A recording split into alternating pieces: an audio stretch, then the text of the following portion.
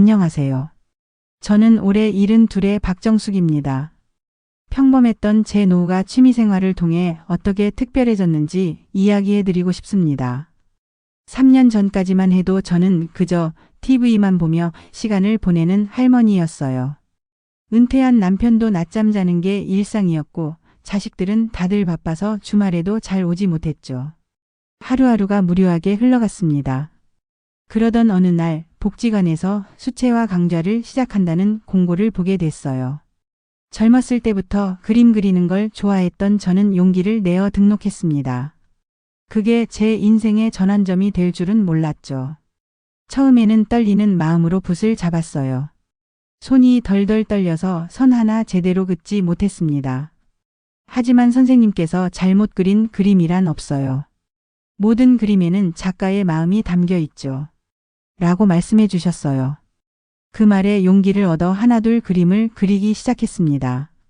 수채화를 시작하고 나서 제 일상이 달라지기 시작했어요. 아침에 일어나면 제일 먼저 하는 일이 창밖 풍경 스케치하기였습니다. 공원에 나가면 이제는 그냥 벤치가 아니라 그림의 소재로 보이더군요. 매일 다니던 동네 골목길도 새롭게 보였습니다. 6개월 후 저는 두 번째 취미를 시작했어요. 바로 도자기 공예였습니다. 수채화 수업에서 만난 친구의 권유로 시작했는데 이게 또 큰 재미를 가져다 줬어요.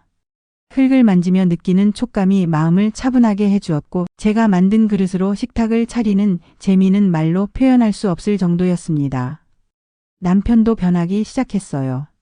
제가 만든 도자기에 커피를 마시더니 어느 날 나도 배워볼까 하더군요.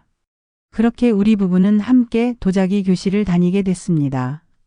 이제는 둘이서 작은 작업실도 꾸며놨어요.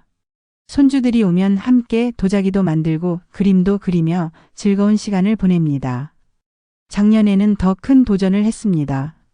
동네 문화센터에서 하는 실버밴드에 가입한 거예요. 젊었을 때 기타를 조금 배웠던 게 도움이 됐죠. 일주일에 2번 다른 어르신들과 함께 음악을 연주하는 시간은 정말 즐겁습니다. 처음에는 손가락이 잘 움직이지 않아 힘들었지만 이제는 제법 곡도 이어갈 수 있게 됐어요. 밴드 활동을 하면서 특별한 경험도 했습니다. 작년 말에는 요양원에서 공연도 했어요.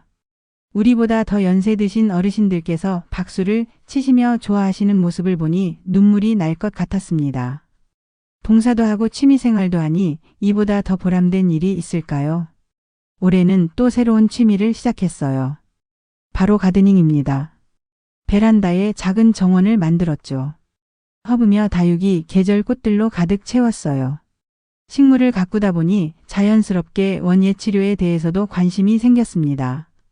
지금은 원예치료사 자격증 공부도 하고 있어요. 취미가 늘어나면서 저의 하루하루가 즐거워졌습니다. 아침에는 정원 가꾸기, 오전에는 그림 그리기, 오후에는 도자기 만들기, 저녁에는 기타 연습. 시간이 어떻게 가는지 모를 정도로 바빠졌어요. 텔레비전 보는 시간이 줄어든 대신 더 활기찬 생활을 하게 됐습니다. 건강도 좋아졌어요. 도자기 만들기는 손과 팔의 근력을 키워주고 그림 그리기는 집중력을 높여줍니다. 기타 연주는 손가락 관절 운동에도 좋더군요. 무엇보다 마음이 즐거우니 혈압약 먹는 횟수도 줄었습니다. 친구들도 많이 생겼어요. 각각의 취미 활동을 하면서 만난 동년배들과 수다 떠는 재미가 쏠쏠합니다. 서로의 작품을 감상하고 조언도 해주면서 함께 성장하는 기쁨을 나누고 있죠. 경제적인 면에서도 변화가 있었습니다. 제가 만든 도자기들을 작은 장터에 내다 팔기 시작했거든요. 수입이 크진 않지만 제가 만든 작품으로 용돈을 버는 재미가 쏠쏠해요. 얼마 전에는 손주들 생일 선물도 직접 만든 도자기로 해줬답니다. 가족관계도 더 돈독해졌어요. 자식들이 주말에 오면 이제는 할 이야기가 많습니다. 제 그림과 도자기 이야기를 하면서 시간 가는 줄 모르죠.